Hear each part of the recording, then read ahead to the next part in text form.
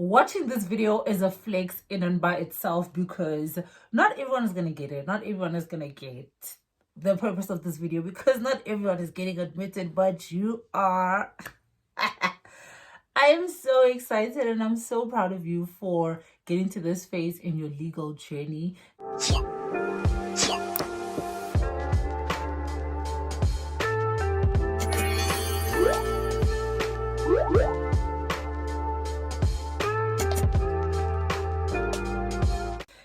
Hey, what's good, beautiful people? Welcome to my channel. My name is Shella, or you can call me your lawyer bestie. And I am an admitted attorney of the High Court of South Africa, and you are about to be as well because you are preparing for your application to be admitted. Now, in this video, I want to cover, the process and the things that I think you need to know when drafting your application and things relating to issuing the application and the process in general. All right, so before you start drafting, gather your supporting documents. This is important. Make sure that you have all the documents that you're going to use as your annexures to your application. So these documents are going to be annexures to your founding affidavit. Okay, so before I get to the documents that you need to have, let's talk about the 3 things that you have to draft. So you're going to have to draft a notice of motion, a founding affidavit, as well as a draft order. So those are the 3 things that you are essentially going to be drafting relating to your application. These are the documents that you're going to be issuing at court, that you're going to be serving on the Legal Practice Council. So make sure that you've got your notice of motion, your founding affidavit, as well as your draft order. Now, when you go to issue, you're not just going to have these 3 and go issue. No, make sure that you've got an index as well as a filing sheet. So obviously that you'll have on top, but the 3 essential things are a notice of motion, your founding affidavit, as well as having a draft order. So we've got that out of the way. And then let's talk about the annexures to the founding affidavit. All right, the documents that you will use as annexures to your founding affidavit have to be certified. I'll go through the list. It's your ID document, your matric certificate, LLB degree, academic record, your contract of articles, the confirmation letter that you received from the Legal Practice Council after you have registered your contract of articles, the supporting affidavit by your principal. Your principal's affidavit is a supporting affidavit, and your principal's affidavit is an annexure to your founding affidavit. So just keep that in mind. And then the next document will be your right of appearance in the regional court and then in the district court. Obviously, the district one coming first before the regional. And then this is an important part. Listen to this one carefully. You have to attach your exam results, obviously, because you have to prove to the Legal Practice Council that you have completed the required examinations. There is a certificate from the Legal Practice Council that states that you have completed your examinations. You will not receive that certificate. The Legal Practice Council is the one that is going to attach the certificate for you on case lines. So what you do here when it comes to, writing that, you have passed your exams, for example, let me just put it in paragraph form, right? Like you see here, you have completed your examinations, in accordance with the Legal Practice Council rules, and you attach the certificate attesting thereto. Maybe it's Annexure AB 17. So Annexure AB 17 will be written in the index. It will be included in the index as well as in the affidavit. However, when you start labeling your affidavit, you will keep that part for Annexure AB 17 empty. So your annexures will read Annexure AB 1, 2, 3, 4, and then you will have Annexure AB 16, and then you will have Annexure AB 18 because you don't have Annexure AB 17. Your application won't be incorrect. Those things are the things that are going to be inserted by the Legal Practice Council. However, you must write it in your application, in your index, in your founding affidavit, but you will not have the certificate. So what I'm saying is that you will make space for it, although you don't have it. And then the next one is the attendance report of the training course approved by the Legal Practice Council. That's your certificate that shows that you have attended PLT and have completed it. And then the next annexure will be proof of payment of the prescribed fee. Now, let's talk about the prescribed fee. You have to pay a fee of 530 Rand. That is the last time that I checked. Please check on the Legal Practice Council website. You pay a fee of 530 Rand, and without paying the fee, your application will not be attended to. That's why you add the proof of payment as an annexure. So just make sure that you've got the correct banking details in order for you to make that payment. Don't make the mistake of thinking, oh, I don't need to check which banking details to use because I've been making payments to the Legal Practice Council and I know their banking details. No, don't do that, because the Legal Practice Council uses different bank accounts for different things. So, for example, people who are paying for their Fidelity Fund certificates don't pay in the same account as those who are registering for board exams. Another thing that I strongly suggest you do before you start drafting your application is getting templates of the application. If you know somebody that has been recently admitted, please ask them for their application so that you can see how, to draft this thing. You know how to structure your sentences, you know what to include and what to exclude. And another thing I love about having templates is that you can see where other people have made mistakes, where they got correction, and then you can just, make your application your first try to be your only try. It is possible, although it is rare, but it is possible. With me, I got correction on, I think, 2 or 3 things. It was not a lot of things, and then I fixed it, and then the Legal Practice Council approved my application. I will explain that a bit later on in the video relating to approval and maybe disapproval of your application. Now, let's get to the drafting of the application. Regarding the drafting of your application, I just want to say, take time to draft your application. This application is not meant to be drafted in one day, and in one day all your documents are in order and you're ready to issue. No, take your time while drafting this, because if you rush, you're going to make unnecessary mistakes. Another thing I want to stress is that when drafting your application, make sure that you've got the Legal Practice Act open. So you will be mostly focusing on Section 24, which relates to admissions and enrollment, Section 30, which relates to enrollment with the council, as well as the rules referred to in Section 95 of the Act. So make sure that you have those things open so that you can see that your application complies with the rules. Next tip I want to give relating to drafting is get someone to read over your application and check if it is correct. Don't be like me. I didn't have people who looked over my application and corrected me and things like that. Fortunately for me, it kind of worked out, but I would not suggest you do that. So the reason why I couldn't, get someone to look at my application and things like that is because I felt pressed for time. So I only started drafting my application after receiving board exam marks, because I was just so discouraged, and I thought, oh, what if I'm drafting this application and I fail? I thought to myself, you have failed before, you might fail again, so what's the point of drafting the application? So I was really bitter, relating to the whole process of becoming an attorney. And at that point I was just like, I'm tired. I was really, really tired. So I only started drafting my application after I received my board exam marks. And because everyone was issuing their application, I just felt like I have to hurry up and issue my application as well. So to avoid being stressed out and stuff, just make sure that you put in ample time to doing these things. And also, I just want to say, even with starting after receiving my board exam marks, I waited here, I dragged my feet, even after receiving my results. I was drained. So what I'm trying to say is that the earlier you start drafting your application, the more you will have, the time and the liberty to ask people, to look at your application and things like that, as opposed to just rushing, to have it issued and things like that. That unnecessary pressure is not going to work for you. So just make sure that there's somebody who looks over it to make sure that you have dotted the I's and scratched the T's.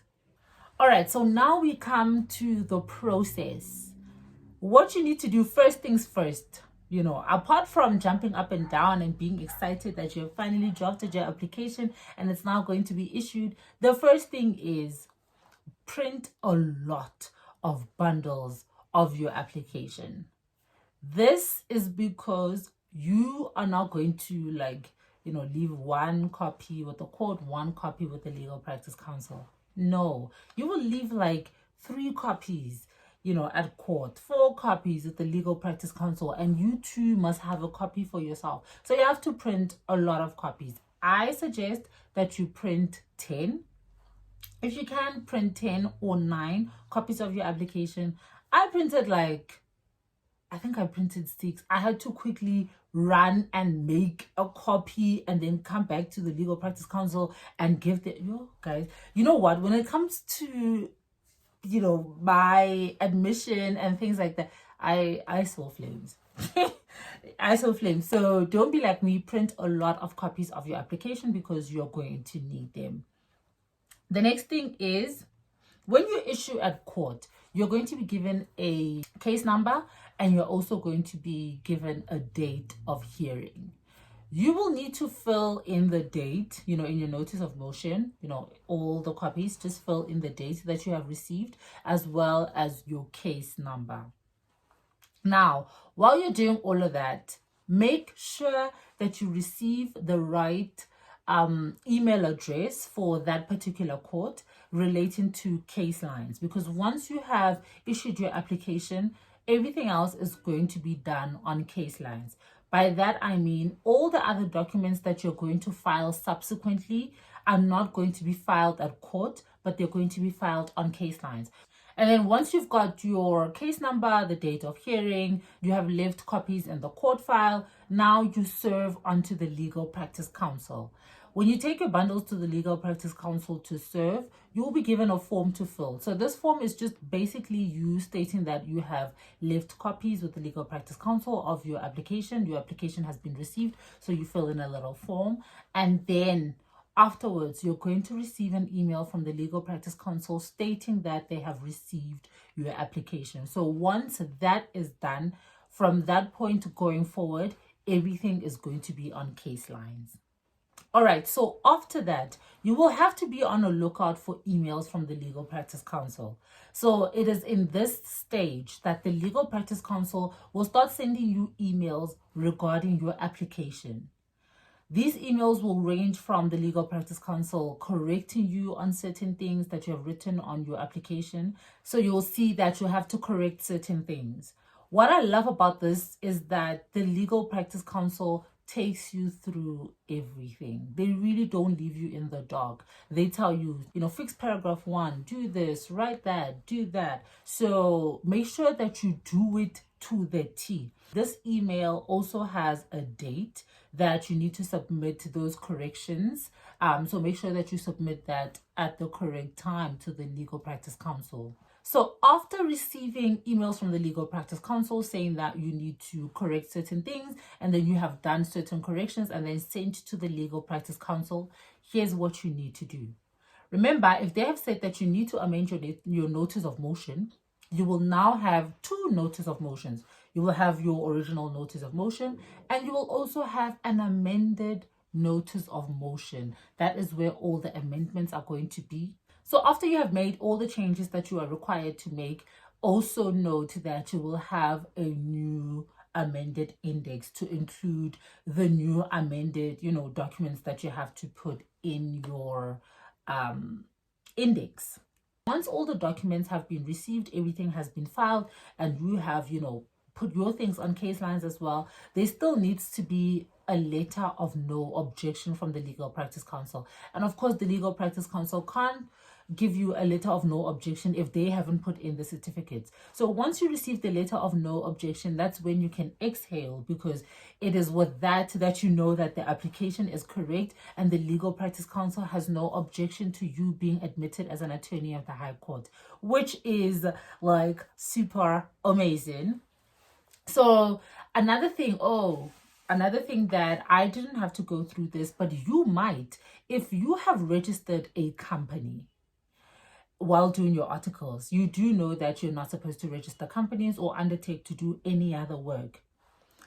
you need to make sure that you disclose this information to the Legal Practice Council. Otherwise, you might not get your letter of no objection. So all these things, you will have to write them in the founding affidavit. So along the paragraphs where you state that, you were doing your articles and there was nothing that was interfering, you can also state that during this time you decided to open a business, for example, Shella Beauty and Nails, and it did not interfere with you serving your articles. And this also will have to be in your supporting affidavit, that affidavit that is written by your principal, just stating that you operating Shella Beauty and Nails did not interfere with you doing your duties as an article clerk. So after all this, and you have received your letter of no objection, and you have exhaled and jumped up and down again because you are now excited, you can see the finish line.